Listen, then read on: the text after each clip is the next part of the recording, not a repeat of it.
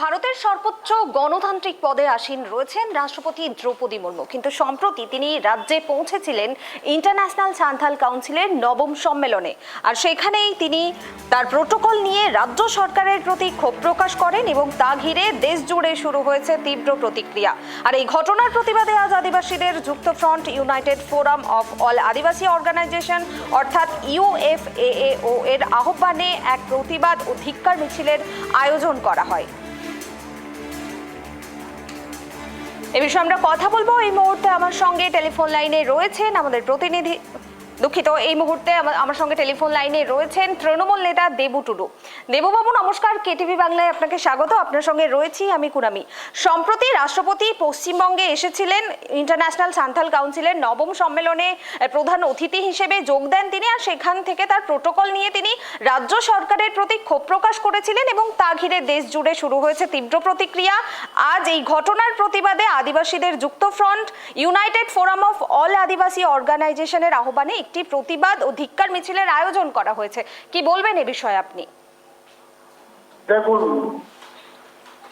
আপনারা সকলে জানেন একটা অরাজনৈতিক দলের সংগঠন তারা রাষ্ট্রপতি ম্যাডামকে নিয়ে এসেছিলেন প্রোগ্রামে।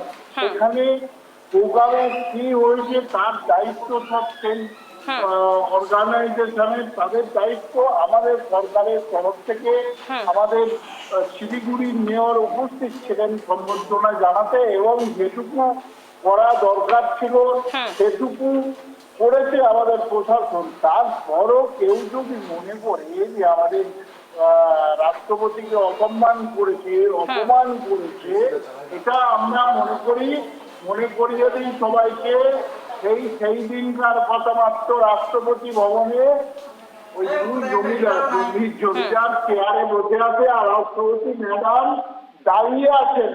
বাবু জমিদাররা অত্যাচারদের সেদিনকার অপমান কথা আমাদের আদিবাসী সমাজকে সবাইকে মনে করিয়ে দিই যে আমাদের ম্যাডাম, আমাদের মাননীয় সাঁওতাল কন্যা, আমাদের রাষ্ট্রপতি ম্যাডাম দাঁড়িয়ে আছেন আর দুই জমিদার আপনার চেয়ারে বসে আছেন।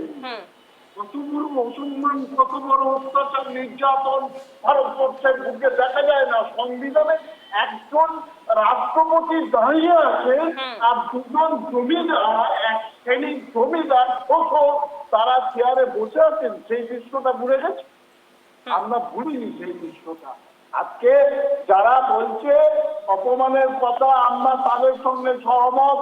অপমান কেউ ওই অর্গানাইজেশন যারা করেছে তারা সঠিক মতো সবকিছু না করার জন্য হয়তো কোথাও যেতে পারে, কিন্তু সেদিনকার কথা বলিনি।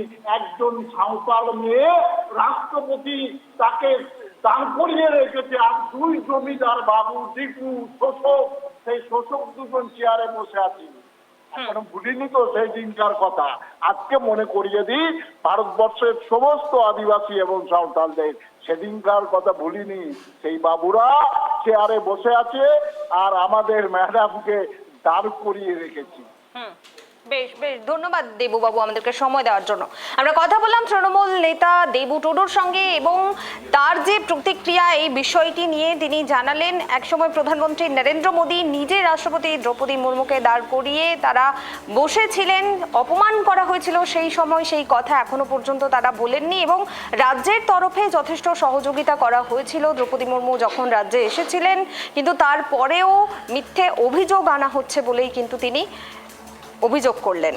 ভারতের গণতান্ত্রিক কাঠামোর সর্বোচ্চ সাংবিধানিক পদ হলো দেশের রাষ্ট্রপতি, আর সেই পদে আসীন রয়েছেন দ্রৌপদী মুর্মু, যিনি দেশের প্রথম নাগরিকই নন। তিনি সংবিধানের মর্যাদা ও গণতান্ত্রিক মূল্যবোধের প্রতীক। কিন্তু সম্প্রতি রাষ্ট্রপতি পশ্চিমবঙ্গে, উত্তরবঙ্গে ইন্টারন্যাশনাল সান্থাল কাউন্সিলের নবম সম্মেলনে প্রধান অতিথি হিসেবে যোগ দিতে পৌঁছান এবং সেখানেই তিনি তার প্রোটোকল নিয়ে রাজ্য সরকারের প্রতি ক্ষোভ প্রকাশ করেছিলেন এবং সেই ঘটনাকে ঘিরে দেশ জুড়ে শুরু হয়েছে তীব্র প্রতিক্রিয়া। আর এই ঘটনার প্রতিবাদে আজ আদিবাসীদের যুক্ত front United forum of all Adivasi অর্গানাইজেশনসের আহ্বানে এক প্রতিবাদ ও ধিক্কার মিছিলের আয়োজন করা হয়েছে।